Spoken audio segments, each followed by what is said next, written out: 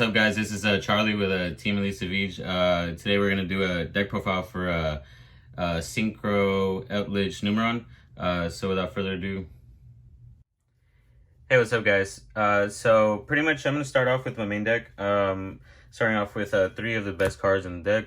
Numeron Wall. Numeron Wall pretty much states that if you control no cards except Numeron Wall, you can send this card from hand or field to the graveyard and play a Numeron network straight from the deck. The good thing about this is that you can do this on your opponent's turn when they go first. That way you can make sure that you have the Numeron network in the field. And yeah, pretty much that. Then pretty much you play 3 Jet Synchron. Very mandatory to get your combos going off. It's very susceptible to hand traps.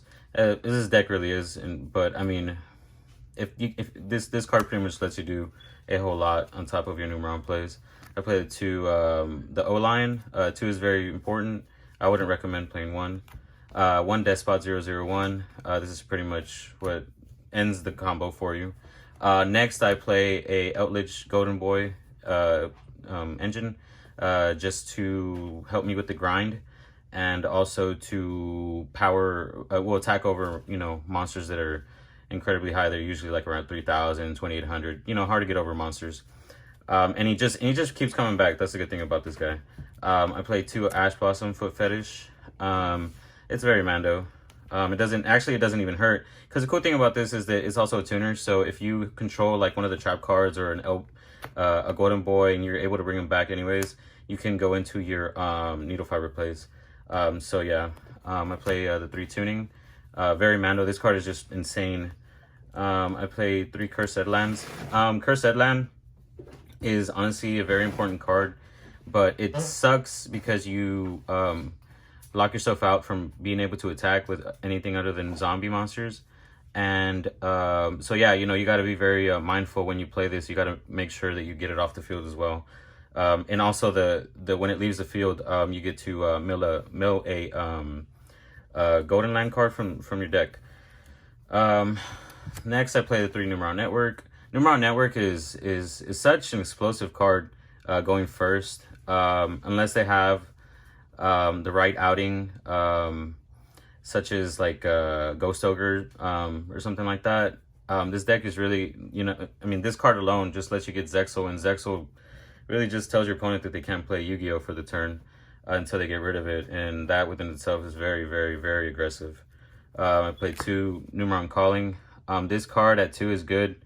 There's situations, I'm not gonna lie, there is situations, for example, if they hand trap your first Numeron Network and you somehow get your second one out, you find yourself that you need that third one, but I don't know that I'd up it to 3. So that's just player preference. I play the 1 Memories of Hope. I've only resolved this a couple times, but when I do, it's really, really good. There was one time where I thought I was gonna get it out and they ashed me. It's, sad, but that's why I only play that one. That's enough for my spells. For my traps, I play the 3 Sanguine, the most important card, I think. It starts off your Eldlich plays, because of course you have to get rid of your Eldlich from the hand. You can't just, you would more than likely want to get them out with Sanguine or from the graveyard in general. I played 3 Conquistador. Conquistador is actually a very clutch card. The fact that you can just pop a card. I think it has to be face up though. Yeah, I think it has to be face up. But in particular, you can get rid of like Mystic Mine, because the Starlight came out or whatever. So you want to get rid of those ASAP. Or just problematic things that are really annoying on the field, such as like Access Code Talker, stuff like that. The 2 Huaquero. Huaquero catches people off guard, in my opinion, because a lot of people don't see this card or don't play it. Being able to banish a card from your opponent's graveyard is really, really, really good in certain situations.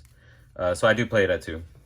I played 3 Imperm because it's very Mando, and the 3 Solemn. 3 Solemn is proven to be very good. Sometimes it doesn't matter if I get rid of half my life points, because with Numeron it lets me go for OTKs and etc. That's enough for my main deck. For my extra deck, extra deck. Extra deck, I play 1 Linkuriboh. I know I need to rarity bump this, but whatever. 1 Linkuriboh, very good, very clutch. 1 Needle Fiber. self-explanatory. The Rorodon, very self-explanatory. And then the last link I play is the Affinitrack Megaclops. Very good card. The only thing that really sucks is that they can get rid of this card with back row or traps or etc. But for the most part, it's very, very solid on the field. Unless you're playing somebody that has XYZ monsters, but that's not always going to be the issue. I play the One Hero Arc Light. Very good card. Savij, very Mando. And that's enough for my synchros. For the XYZs, of course, I play the standard Numeron. It's actually it doesn't. This variant isn't like isn't like a Mando variant. You could do it however you want, just to make space in your extra deck, depending on what kind of variant you're playing. But this is the one I play. This is one that I feel most comfortable with as far as Numeron. And then of course the one Zexal. Some people play it at 2, but if I can get Zexal out once, for the most part, I'm pretty good. I don't find myself in a position where I need to summon the second one. And if I do, that's why I have the Megaclops, just to kind of beat over my opponent's stuff.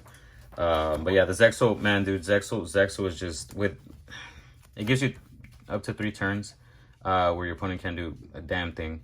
And it gives you so much advantage because this deck has so many extenders and single card combo starters. And then lastly, I play the Gustav Max. It's very clutch. Your opponent hardly is ever going to see it coming unless they know what you're playing. But for the most part, they won't see that 2,000 damage. And for example, for opponents such as Dogmatic Invoke, they play that one Link monster. I forgot what it's called. That one Link Guardian or something. And it states that your opponent won't take any damage for once. They won't take any damage, whether it's battle damage or stuff like Gustav. So you bait that out and then force them to use that, and then just overlay over that and attack them for what, 5,000, and then do that twice, and then attack another monster.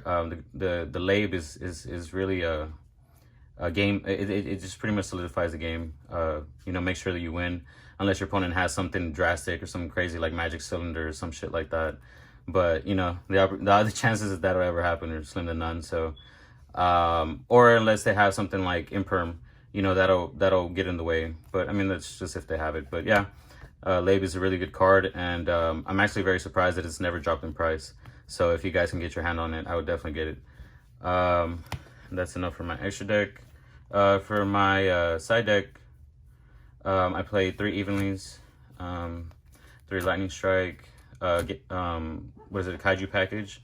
I played 2 Nibiru for like Infernobles and, people that just combo off, 3 Dark Rule No More, and then the 1 Skill Drain, just for, controlling the board. But yeah, man, I hope you guys like it. It took me a while to showcase this deck. I know a lot of people also play it already and they have different variants, but if you have any comments or suggestions, I'm just really trying to play this deck until the balance comes out, because I'm pretty sure that the Synchro is going to get hit at one point or another. But anyways, I hope you guys like it. And again, tune in for more content. Hit that subscribe button and all that good stuff. This is Charlie with Eldlich Savij.